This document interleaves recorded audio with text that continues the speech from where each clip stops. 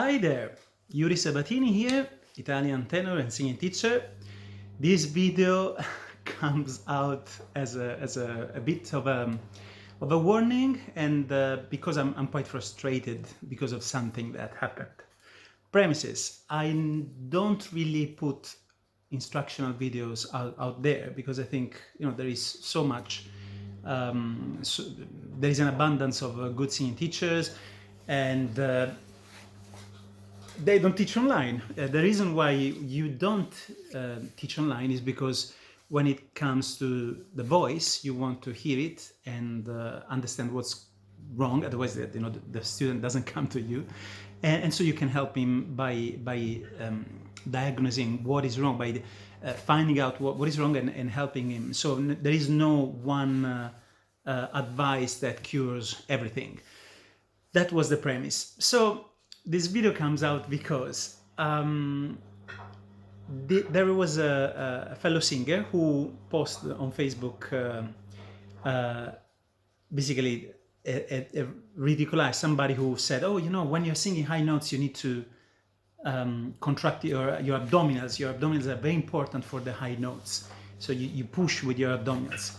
Which of course is absolutely a wrong thing. It's totally erroneous from any point of view. But you need to understand where and how this myth comes about and where it comes from. And I'm not going to explain it right now because I don't want to do a long video. But anyway, so somebody that calls, basically on Facebook, he has a name of a famous opera singer, famous tenor, the biggest name, if you like, in the opera world, in the opera history of the last century. I will not say the name because otherwise I will name and shame him. So he comes out with this name and says, yes, it is true. It's very important instead to have these, the abdominals. They have an important role in posture. Yeah, but there are 4 sets of abdominals that we have in our body, and so you're really not. They were talking about the rectus abdominis, so contracting that, which, of course, pushing the viscera inside your body moves your, applies a pressure, an unwanted pressure on your diaphragm that is coming, that is already supplying air. Now you have a bigger. So it talks about you need a stronger flow of air. A stronger flow of air for the high notes, which is absolutely crazy because when the higher and the higher the pitch, the smaller the vocal cords. The glottis is smaller and smaller. The vocalis muscle is less active, so the muscle that actually it's the one that pushes the vocal cord together and makes them thick. So because they are stretched and pushed together by another set of muscle.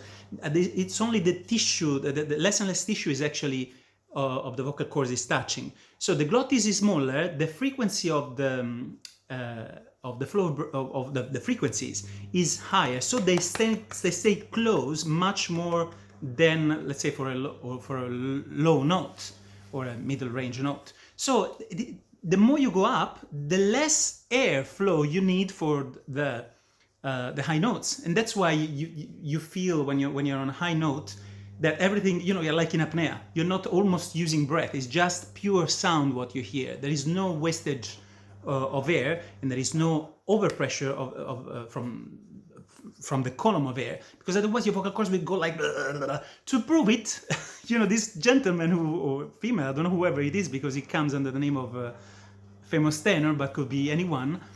It's enough if you take a balloon, inflate a balloon, and you will see that when the let's call the labia, the opening of the balloon is quite opened, the air goes. So and air comes very, very quickly dispelled. It's dispelled very quickly. Forgive me about my English, but I hope you're following me. So if you instead take the same balloon, and this time the what do you call the opening? You close it, and so you stretch the what do you call the gum, the plastic, the rubber.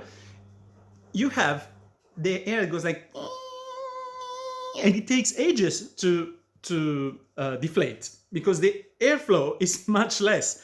Now, on that same opening, try to apply lots of pressure on the balloon, and you will feel, and the air escapes too quickly, and you don't have any more a sound, but basically that's how you ruin your vocal cords. So why am I making this video? I'm frustrated because people that have no common sense but just preconceived idea, and they want to teach others, you know, that, oh, come and study with me, or no, I will teach you.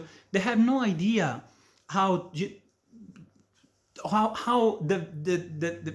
physiology, the anatomy, the acoustics. They didn't study anything. They just hear a few things from maybe some phrases from a famous tenor or a famous singer, soprano, whoever it is. They mix and match, and they come up with theories, not based on, I don't want to say science, but on facts. So at least on facts, on physiology, on what actually is going on. So for you as a student, or you as a singing teacher, it's important that you have some tools that you can, so an understanding of physiology, I repeat, anatomy, related to singing, so that you actually can weigh the information you're getting against reality. Also, this information will help you to understand better how things work, and basically to improve your singing, if this is what you want. If you follow me, possibly that's something that we have in common. You know, singing better, understanding the technique, what allows us to go beyond the limitations that we have, not in terms of physical limitations, but the limitations that we have because we haven't mastered yet the instrument. So yeah, I was frustrated, and I said, let me do the video because I want to say to the people, even if there are only two that will follow this video, that don't listen to people that come on the internet and start to tell you, oh, I've seen so many videos, and that's why I don't do any video, because you cannot, everything is quite general, and people will, sometimes they do damage by following that advice. I got plenty of people that come to me and they say, wow, Yuri, wow, you should be out there because, you're really helping me. I've ruined my voice, I almost ruined my voice this way. By the way, I do really love helping people with the, let's not say injured voice, but really messed technique, because that's probably my story. I started singing when I was 24, opera. I started learning opera, and my singing teacher didn't know anything about really what was going on, what happens, especially in a tenor voice that technically is the voice that must be the most skilled of all, because of the intrinsic complications of our instrument and the demand of the tenor voice. But I made a generalization, but anyway, tenor voice, you really can feel when there's something wrong. A soprano, a bass, a baritone, something is not perfect, it goes. You don't really notice. But on a tenor, you will hear the problem. Anyway, with that saying, I'm making. That's why I don't make videos, because I don't prepare. I improvise, and in the end, they're too long. But yes, the point is, do not listen to people that have no clue whatsoever. Do your research. There are fantastic books that you can learn from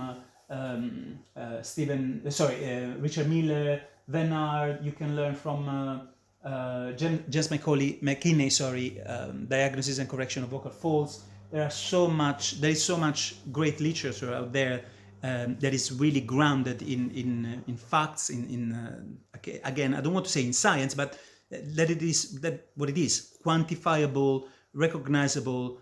Facts, data that will allow you to understand what you're doing, because unfortunately we don't see so much what's going on in the vocal cords in our instrument.